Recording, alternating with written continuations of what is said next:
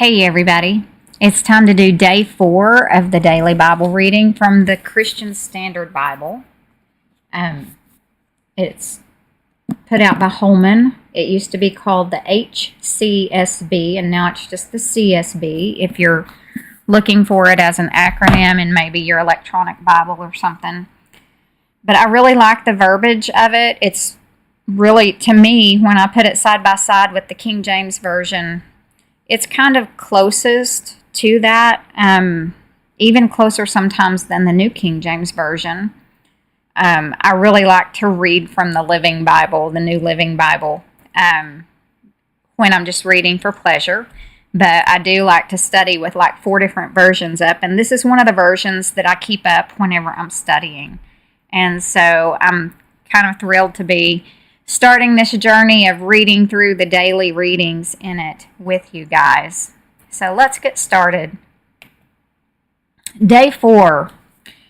We're going to start out in Genesis chapter 7, verse 1. Then the Lord said to Noah, "Enter the ark, you and all your household, for I have seen that you alone are righteous before me in this generation. You are to take with you 7 pairs, a male and its female, of all the clean animals, and 2 of the animals that are not clean, a male and its female, and 7 pairs, male and female, of the birds of the sky, in order to keep offspring alive throughout the earth. 7 days from now I will make it rain on the earth for 40 days and 40 nights. And every living thing I have made I will wipe off the face of the earth." And Noah did everything that the Lord commanded him. Noah was 600 years old when the flood came and water covered the earth.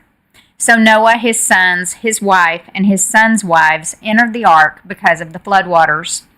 From the animals that are clean and from the animals that are not clean, and from the birds and every creature that crawls on the ground, 2 of each male and female came to Noah and entered the ark, just as God had commanded him. 7 days later the floodwaters came on the earth. In the 600th year of Noah's life, in the 2nd month, on the 17th day of the month, on that day all the sources of the vast watery depths burst open.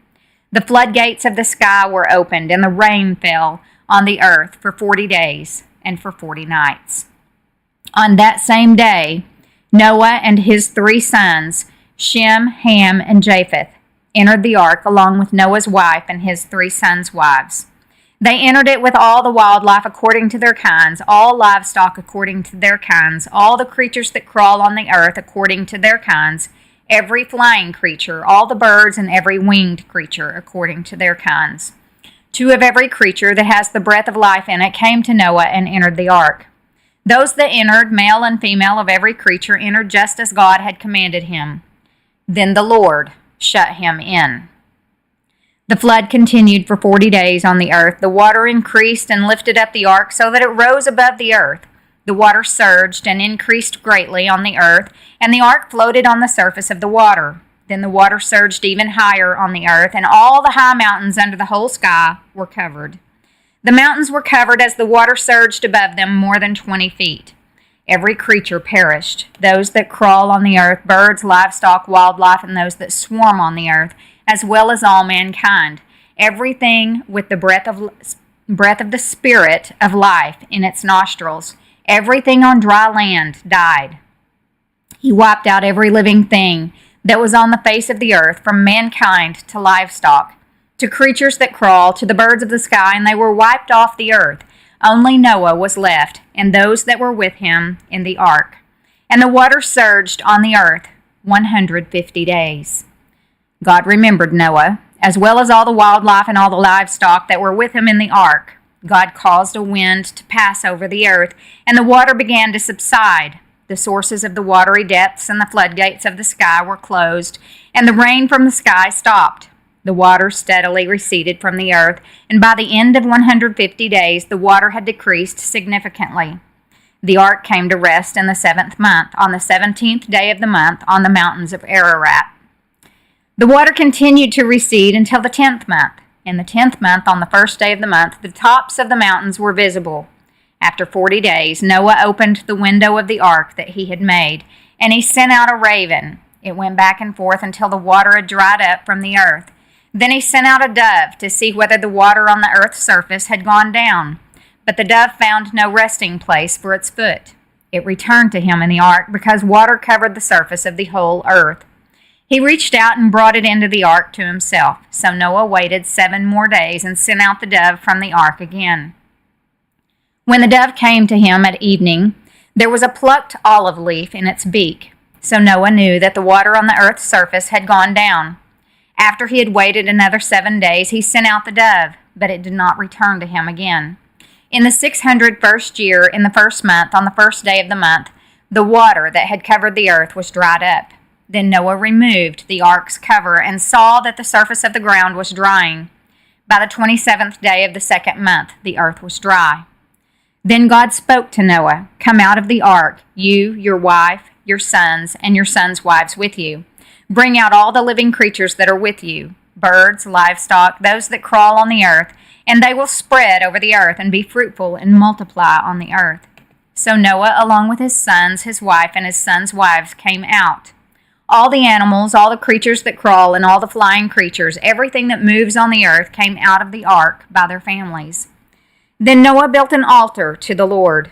He took some of every kind of clean animal and every kind of clean bird and offered burnt offerings on the altar. When the Lord smelled the pleasing aroma, he said to himself, "I will never again curse the ground because of human beings, even though the inclination of the human heart is evil from youth onward. And I will never again strike down every living thing as I have done. As long as the earth endures, seed time and harvest, cold and heat, summer and winter, and day and night will not cease." God blessed Noah and his sons and said to them, "Be fruitful and multiply and fill the earth. The fear and terror of you will be in every living creature on the earth, every bird of the sky, every creature that crawls on the ground, and all the fish of the sea. They are placed under your authority. Every creature that lives and moves will be food for you. As I gave the green plants, I have given you everything. However, you must not eat meat with its lifeblood in it, and I will require a penalty for your lifeblood. I will require it from any animal and from any human. If someone murders a fellow human, I will require that person's life. Whoever sheds human blood, by humans his blood will be shed. For God made humans in his image. But you, be fruitful and multiply, spread out over the earth and multiply on it." Psalm chapter 3, verses 1 through 8. A psalm of David when he fled from his son Absalom. Lord, how my foes increase. There are many who attack me. Many say about me, there is no help for him in God. Selah. But you, Lord, are a shield around me, my glory, and the one who lifts up my head. I cry aloud to the Lord, and he answers me from his holy mountain, Selah. I lie down and sleep. I wake again, because the Lord sustains me. I will not be afraid of thousands of people who have taken their stand against me on every side. Rise up, Lord, save me, my God. You strike all my enemies on the cheek. You break the teeth of the wicked. Salvation belongs to the Lord. May your blessing be on your people. Selah. Proverbs 1, 8 through 9. Listen, my son, to your father's instruction, and don't reject your mother's teaching, for they will be a garland of favor on your head and pendants around your neck. Matthew 4, verses 1 through 20. Then Jesus was led up by the Spirit into the wilderness to be tempted by the devil. After he had fasted 40 days and 40 nights, he was hungry. Then the tempter approached him and said, "If you are the Son of God, tell these stones to become bread." Jesus answered, "It is written, man must not live on bread alone, but on every word that comes from the mouth of God." Then the devil took him to the holy city, had him stand on the pinnacle of the temple, and said to him, "If you are the Son of God, throw yourself down, for it is written, He will give His angels orders concerning you, and they will support you with their hands, so that you will not strike your foot against a stone." But Jesus told him, "It is also written, do not test the Lord your God."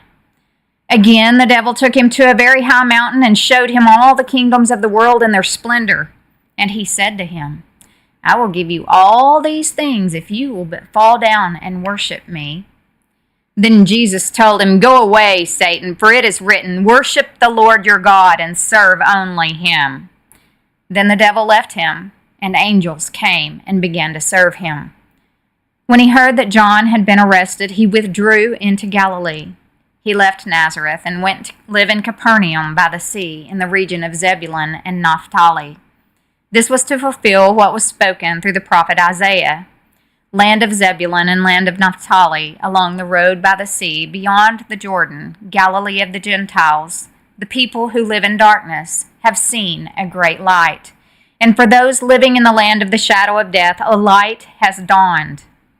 From then on, Jesus began to preach, "Repent, because the kingdom of heaven has come near." As he was walking along the Sea of Galilee, he saw two brothers, Simon, who is called Peter, and his brother Andrew.